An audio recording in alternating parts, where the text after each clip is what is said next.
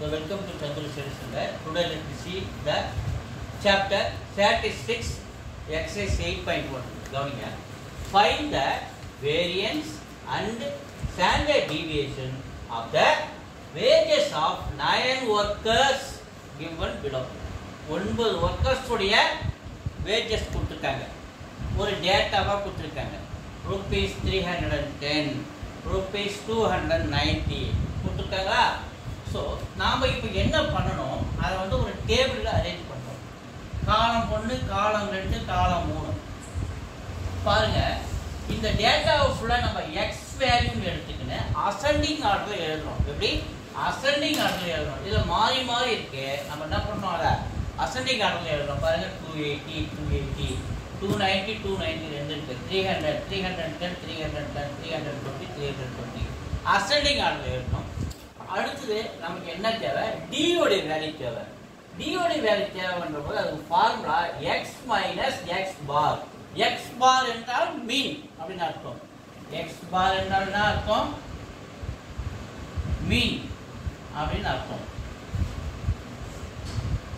அப்ப மீன் வேணும். அப்ப மீன் வேணுது முதல்ல இந்த டி கண்டுபிடிக்கிறதுக்கு நமக்கு எக்ஸ் மைனஸ் எக்ஸ் பார்.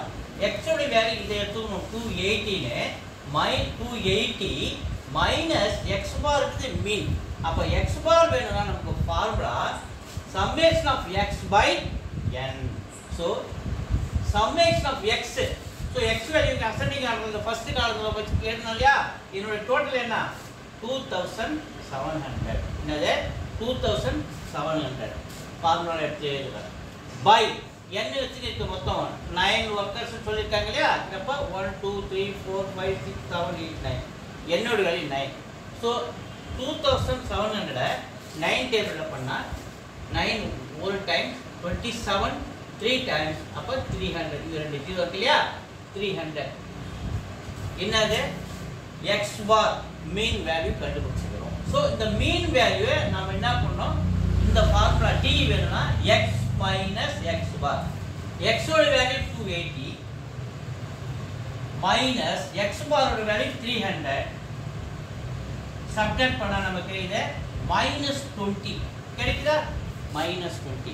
ஸோ அடுத்த காலம் டி ஸ்கொயர். டியோட வேல்யூ -20னா டி ஸ்கொயர் 400. ஸோ இதை அப்படியே ஸ்கொயர் பண்ணிக்கிறோம். -20 into -20 minus minus plus 20 × 20 400. So இதனுடைய ஸ்கொயர் எடுத்து இங்கே எழுதும். அதை மாதிரி நம்ம எல்லாத்தையும் நம்ம இந்த ஃபார்முலா சப்மிட் பண்ணோம்னா நமக்கு கிடைக்கிற வேல்யூ அதனுடைய ஸ்கொயர் டி ஸ்கொயர் இந்த காலத்தில். ஸோ இதை நம்ம ஆட் பண்ணால் நமக்கு கிடைக்கிறது summation of d square is equal to 2000 கிடைக்குது.